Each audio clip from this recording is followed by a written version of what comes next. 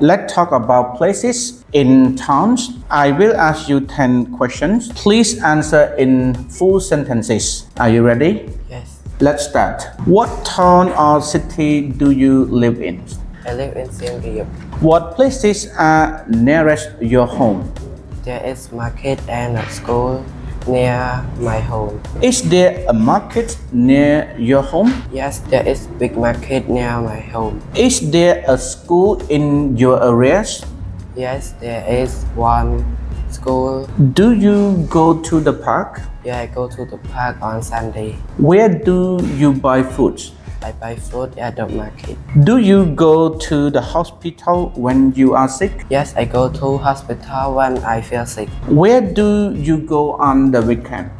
I go to cafe shop on the weekend. What place do you like in your town?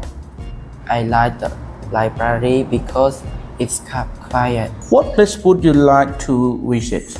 I want to visit Phnom Penh.